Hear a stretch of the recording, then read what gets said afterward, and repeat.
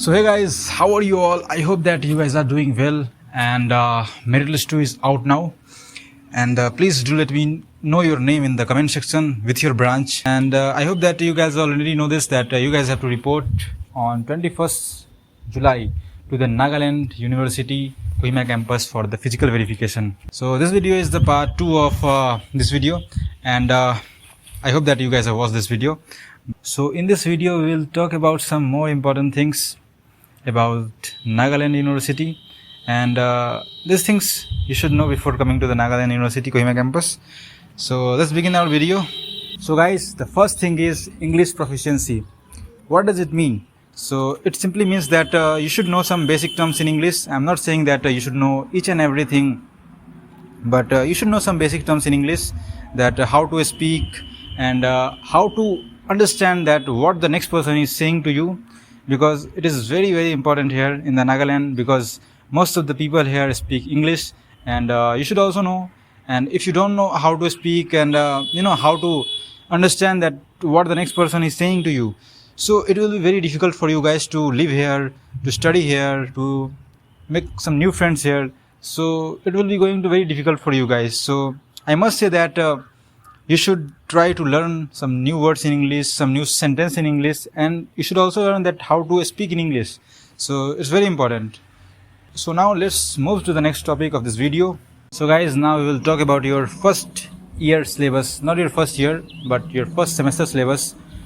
These are the number of subjects you can see here on the screen, and you have to study these subjects in your first semester. Now let's move to the next topic. So guys, अब बात करते हैं हम smart boards और classroom के बारे में कि वो कैसे हैं. तो स्मार्ट बोर्ड आपको मिलेगा वहाँ पे यूनिवर्सिटी में पढ़ने के लिए, एंड क्लासरूम्स जो हैं सो काफ़ी नए हैं, लाइक 1 साल ही हुआ है अभी बिल्डिंग को बने हुए. बिल्डिंग ही पूरी नहीं है तो क्लासरूम तो ऑब्वियस सी बात है नहीं ही होंगे.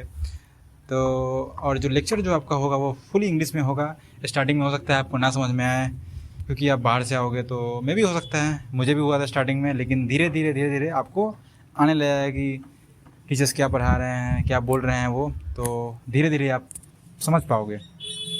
तो ये चीज़ है. अब नेक्स्ट टॉपिक पे फिर बढ़ते हैं. तो गाइस, बात करते हैं अब कुछ और इम्पोर्टेंट चीज़ों के ऊपर, जो कि पहला है आपका अम्ब्रेला. तो आप लोग को मालूम ही होगा कि कोहिमा में जो होती है, मालूम ही होगा कि बारिश बहुत ज़्यादा होती है, तो आप लोगों के पास अम्ब्रेला होना ही होना चाहिए. ये बिल्कुल कंपलसरी है, ये ऑप्शनल नहीं है, तो आपके पास होना चाहिए अम्ब्रेला. एंड दूसरा चीज़ है दवाइयाँ, मेडिसिन्स. तो मेडिसिन्स कुछ आप लेके आएँ अपने घर से, या फिर जो मेडिसिन्स आपको सूट करती है वो आप लेके आएँ, क्योंकि बहुत लोगों को अलग जगह की नई जो दवाइयाँ होती है वो सूट नहीं करती है, तो उससे क्या होता है, बहुत प्रॉब्लम होता है. तो वो आप फेस ना करें, इसलिए आप वो भी लेके आएँ. एंड देन एक नेक्स्ट चीज़ है आपका एक्सटेंशन बोर्ड, जो कि आपको इधर दिख रहा होगा. अगर आप नहीं जानते हो तो इसे भी आप लेके आएँ, क्योंकि आपको एक ही मिलेगा, आपको जो स्विच होगा आपको एक ही मिलेगा, लेकिन आपको अपना लैपटॉप भी चार्ज करना होगा, आपको अपना फ़ोन भी चार्ज करना होगा, आपको अपना लाइक ईयरबड एंड देन और भी चीज़ें हो सकती है आपके पास, जो कि आपको चार्ज करना पड़ेगा. तो उसके लिए आपके पास एक्सटेंशन होना बहुत ही ज़्यादा ज़रूरी है. तो अब बात करते हैं हम पीजी रूम्स के बारे में, जो कि आप बाहर में आप ले सकते हैं रूम्स या नहीं ले सकते हैं. तो मैं बता दूं आपको कि यहाँ पे रूम्स मिलते हैं. हॉस्टल के पास भी आपको मिल जाएंगे, बॉयज़ हॉस्टल के पास रूम आपको मिल जाएंगे, जो बॉयज़ हॉस्टल बाहर में है उसमें आपको रूम मिल जाएंगे, लाइक उसके आसपास आपको रूम मिल जाएंगे. तो रूम का जो रेंट है वो कम से कम, लाइक जहाँ तक मैं जानता हूँ, ये बिल्कुल ऐसा नहीं है कि इतने में ही आपको रूम मिल जाएगा. बस मैं ये सुनने में आया, या फिर आप एक तरह से ये समझ लो कि मैंने पूछा था एक भैया से, तो उन्होंने बताया था कि 3000 लगता है 1 महीने का, लेकिन उसमें आपको पानी नहीं मिलेगा. तो आपको ये बात का ध्यान रखना है. और अगर आप और महंगा रूम अगर आप लेना अगर चाहते हैं, तो काफ़ी रूम वहाँ पे मिलता है, महंगा रूम. तो ये बिल्कुल आप पे डिपेंड करता है कि आप कैसा रूम लोगे. तो अब बात करते हैं हम वहाँ के नेटवर्क के बारे में, वहाँ पे इंटरनेट की स्पीड कैसी रहती है. तो मैं बता दूँ आपको, वहाँ पे जियो एयरटेल बिल्कुल अच्छे से चलता है. तो आप अपना, ऐसा नहीं है कि आपको कोई दूसरा सिम लेना पड़ेगा. जो आपके पास सिम है, आई होप आपके पास यही लाइक दोनों में से कोई एक होगा आपके पास, कि मोस्टली लोग यही यूज़ करते हैं, तो आपके पास भी यही होगा. एंड इंटरनेट की स्पीड वहाँ पे अच्छी रहती है, तो उसमें कुछ दिक्कत नहीं है। और आपको फ़ोन भी आप अच्छे से मतलब बात कर सकते हो अपने माता पिता से, अपने घर पे आप बात कर सकते हो, तो उसमें भी कुछ दिक्कत नहीं है। और अब बात करते हैं हम कि यहाँ का कोहिमा का वेदर कैसा है। तो ये कुछ बात करने वाली ये चीज़ नहीं है, लेकिन फिर भी जिन लोगों को नहीं पता है मैं बता दूँ, यहाँ का वेदर बहुत ही अच्छा होता है। ठंडी यहाँ पे बहुत होती है, यहाँ पे आपको उतनी ज़्यादा आपको गर्मी नहीं मिलेगी, आपको यहाँ पे बरसात काफ़ी मिलेगा। और ठंडी के मौसम में काफ़ी ठंडी होती है यहाँ पे, तो आप अपना ब्लैंकेट वगैरह ये सब लेके आएँ, और जो आपका जारा का जो कपड़ा होता है वो भी आप लेके आएँ। तो guys now we will talk about college fest and extra curricular activities जो कि कॉलेज में होता है। तो जब आप आओगे यहाँ पे तो आपको बहुत सारी जगह यहाँ पे घुमाई जाएगी कॉलेज के साइड से। तो ये एक चीज़ हो गया। एंड कहाँ कहाँ आपको घुमाया जाएगा वो मैं आपको अभी नहीं बताऊँगा, क्योंकि आप आओ उसके बाद आप जानो तो ज़्यादा बेहतर है, क्योंकि एक एक्साइटमेंट आपके अंदर होगा कि आपको कहाँ पे ले जाएंगे। तो वो एक चीज़ है। और बाकी बात फेस्ट का रहा, इवेंट्स का रहा, तो जब आप आओगे तो सबसे पहले क्या होगा, फ्रेशर्स पार्टी, क्योंकि आप लोग फ्रेशर्स हो तो आप लोग को एक पार्टी आप लोग को दी जाएगी, तो एक वो होगा। देन उसके बाद क्या होगा, उसके बाद होगा टिकौड़ा क्या है ये देख सकते हैं, ये उसी का ये टी शर्ट है और ये उसका लोगो है। तो एक ये होगा। उसके बाद इसके बाद क्या होगा, लाइक इस फेस्ट के बाद क्या होगा, इस फेस्ट के बाद होगा आपका हॉस्टल का स्पोर्ट्स वीक। लेकिन इसमें वही लोग पार्टिसिपेट कर पाएंगे जो लोग हॉस्टल्स में रहते हैं। तो अगर आप हॉस्टल्स में अगर रहते हैं तो then you guys can participate in the hostel sports week. And उसके बाद क्या होगा, उसके बाद आपका फर्स्ट सेमेस्टर ख़त्म हो जाएगा, उसके बाद आपका एग्ज़ाम होगा। एंड उसके लिए भी आपको अच्छे से पढ़ना पड़ेगा। तो गाइज़ अब हम लोग आ चुके हैं वीडियो के लास्ट में, लेकिन उतने लास्ट में भी नहीं आए हैं। तो गाइज़ कुछ ऐसी चीज़ें हैं जो मुझे आपको बतानी चाहिए एज योर सीनियर। तो सबसे पहली चीज़ ये है कि प्रैक्टिकल एग्ज़ाम्स, तो यहाँ के जो एग्ज़ाम्स होते हैं प्रैक्टिकल एग्ज़ाम्स स्पेशली, क्योंकि थ्योरी एग्ज़ाम्स तो लोग निकाल ही लेते हैं, लेकिन प्रैक्टिकल एग्ज़ाम में आपको वहाँ पे जाके खुद उसे करना पड़ता है। आप वहाँ पे चीट नहीं कर सकते हो, ठीक है। लोग वैसे भी मतलब करते हैं चीट, लेकिन बहुत ज़्यादा आपका अगर आप पढ़ के नहीं आए हो तो बहुत ही ज़्यादा आपका चांस है कि आप फेल हो जाओ उसमें। तो ये एक चीज़ है। तो प्रैक्टिकल एग्ज़ाम को बिल्कुल भी मजाक में नहीं लेना है आप लोगों को, क्योंकि वो मैंने लिया था फर्स्ट सेमेस्टर में, लेकिन मैं बच गया था फेल होने से, ठीक है। तो आपको ये गलती बिल्कुल नहीं करनी है। और नेक्स्ट चीज़ है आपका अटेंडेंस पॉलिसी। तो यहाँ पर अटेंडेंस की जो पॉलिसी है वो बहुत ही ज़्यादा स्ट्रिक्ट है। अगर आपके 75% नहीं हुए हैं तो आप बिना एग्ज़ाम दिए ही आप फेल हो जाओगे, मीन्स आप डिबार्ड हो जाओगे। तो क्लास आपको आनी है, लगातार आनी है, मिस नहीं करना है आपको ज़्यादा क्लास, नहीं तो आप एग्ज़ाम ही नहीं दे पाओगे। और जब एग्ज़ाम नहीं दे पाओगे तो फेल हो जाओगे। और वो जो दुख होता है, वो जो पछतावा होता है, वो बहुत ही ख़राब होता है कि आप एग्ज़ाम दिए बिना ही आप वहाँ पे फेल हो गए। तो ये बहुत ही ख़राब चीज़ होती है जो कि आप नहीं करना चाहेंगे। तो आई होप दैट आप लोग ये बात मेरी मानेंगे और आप क्लासेस मिस नहीं करेंगे। तो गाइज़ आप लोग वहाँ पे जा रहे हो तो आपको वहाँ का जो कल्चर है वो बिल्कुल ही डिफरेंट लगेगा। तो आपको उस चीज़ की आपको रिस्पेक्ट करनी है। तो guys now I will share my first year experience in the Nagaland university.